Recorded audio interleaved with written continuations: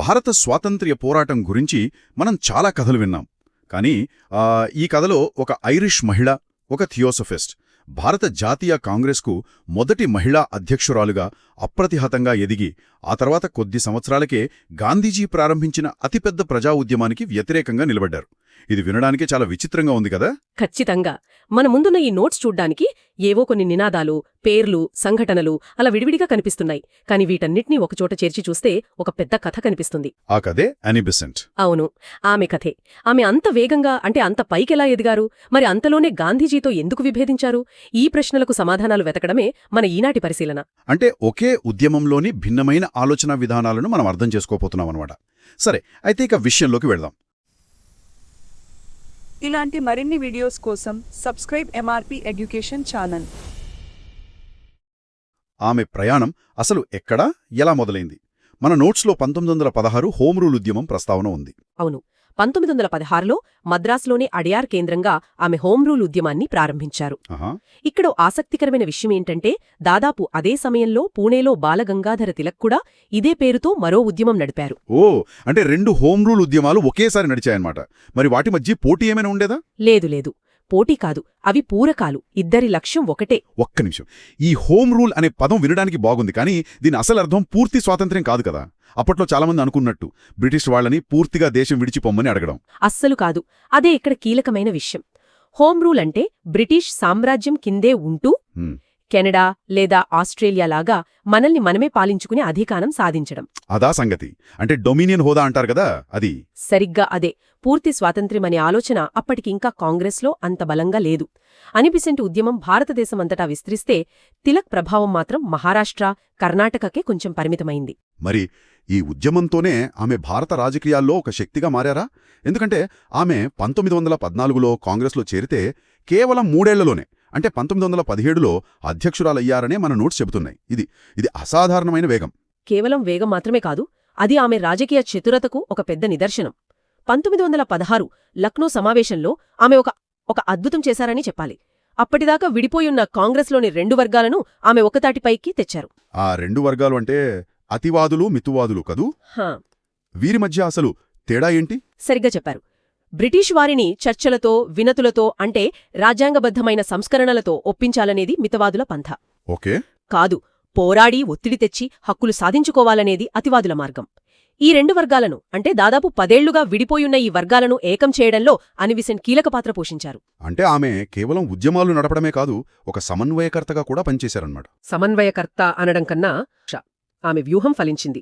అదే సమావేశంలో కాంగ్రెస్, ముస్లిం లీగ్ల మధ్య చారిత్రాత్మక లక్నో ఒప్పందం కుదరడంలో కూడా ఆమె కృషి చాలా ఉంది. వావ్! ఆ ఒక్క విజయంతోనే ఆమె కాంగ్రెస్ అధ్యక్ష పదవికి తిరుగులేని అభ్యర్థిగా మారారు. ఒక విదేశీ మహిళ భారతదేశపు అతిపెద్ద రాజకీయ పార్టీకి అధ్యక్షురాలు కావడమనేది ఆ రోజుల్లో ఒక పెద్ద సంచలనం. అందుకేనేమో ఆమెను grand old lady of India అని పిలిచారు. ఇక్కడ్నుంచే కథ మలుపు తిరుగుతోంది. ఇంత వేగంగా శిఖరాగ్రానికి చేరిన ఆమె గాంధీజీ రాజకీయ ప్రవేశంతో అంతే వేగంగా ప్రాభావాన్ని కోల్పోయారనిపిస్తోంది. ఒక్క నిమిషం, ఇక్కడే నాకర్థం కావట్లేదు. స్వాతంత్ర్యం కోసం పోరాడిన ఆమె దేశాన్ని ఉర్రూతొలగించిన ఉప్పు సత్యాగ్రహాన్ని వ్యతిరేకించడమా? ఇది నమ్మడానికే కొంచెం కష్టంగా ఉంది.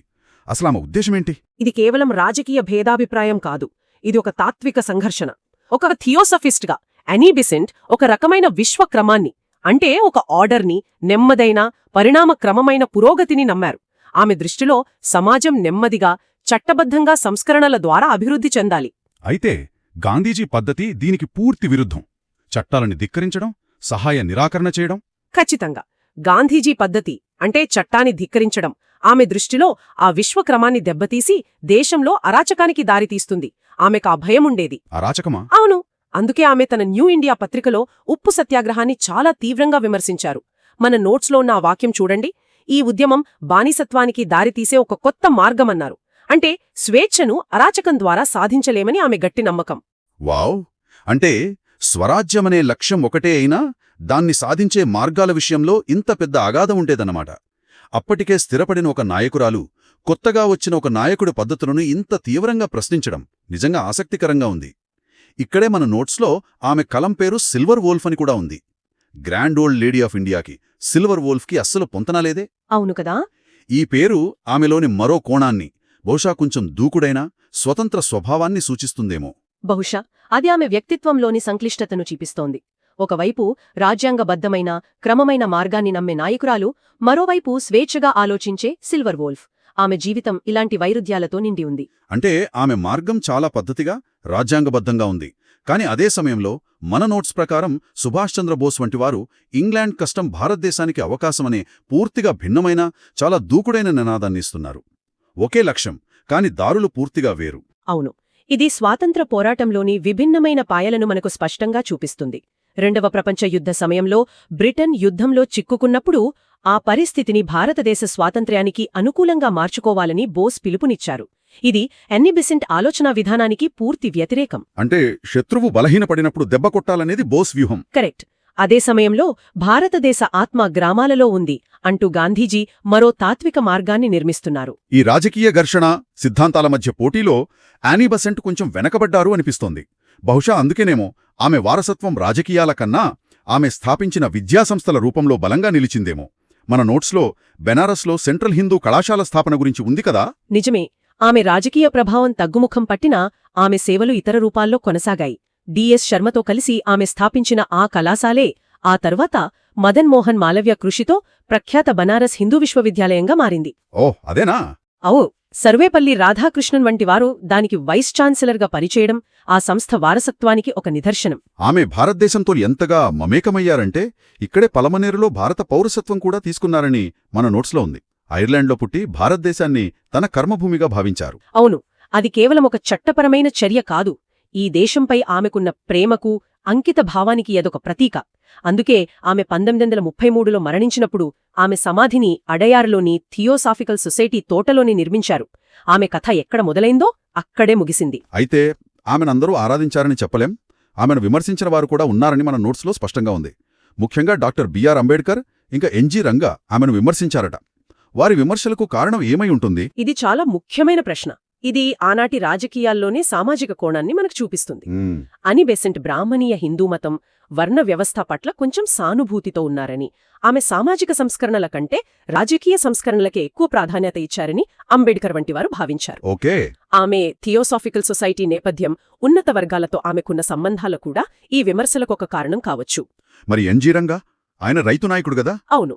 ఎన్జి రంగా దృష్టిలో అనీ బెసెంట్ విధానాలు సామాన్య ప్రజల, రైతుల ప్రయోజనాలకు దూరంగా కేవలం పట్టణాల్లోని ఉన్నత వర్గాలకే మేలు చేసేవిగా కనిపించుండవచ్చు. అంటే అనీ బెసెంట్ రాజకీయ దృష్టిలో సామాజిక న్యాయం, అట్టడుగు వర్గాల ప్రయోజనాలకు సరైన స్థానం లేదని వారి విమర్శ. దీనిని బట్టి చూస్తే స్వాతంత్ర పోరాటమనేది కేవలం బ్రిటిష్ వారికి వ్యతిరేకంగా జరిగిన పోరాటమే కాదు, అది దేశంలోని విభిన్న వర్గాల ఆకాంక్షల మధ్య జరిగిన సంఘర్షణ కూడా. ఖచ్చితంగా. అనీ బెసెంట్ రాజ్యాంగబద్ధ మార్గం, గాంధీ చట్ట ఉల్లంఘన, బోస్ విప్లవాత్మక జాతీయవాదం, అంబేడ్కర్ సామాజిక న్యాయం, ఇవన్నీ ఒకే సమయంలో బలంగా ఉన్న భావజాలాలు.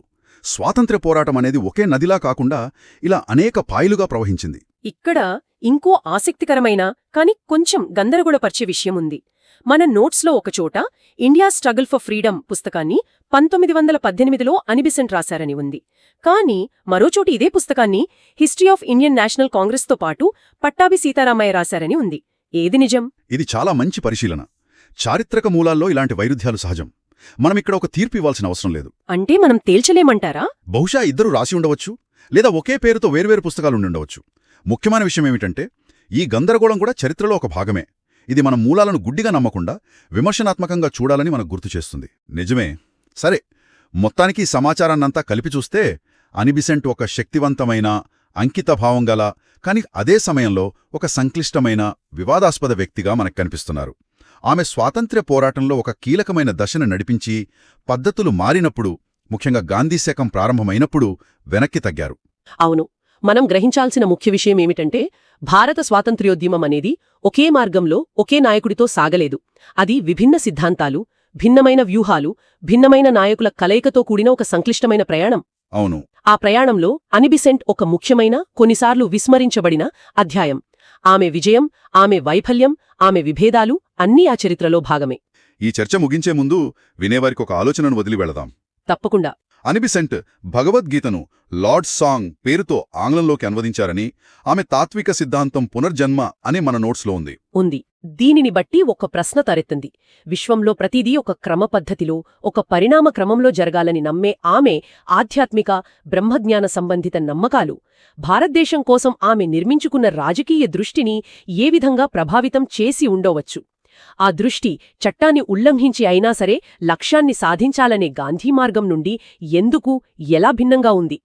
ఈ కోణంలో ఆలోచిస్తే అనీ బెసెంట్ రాజకీయ నిర్ణయాల వెనుకొన్న అసలైన కారణాలు మనకు మరింత స్పష్టంగా అర్థం కావచ్చు.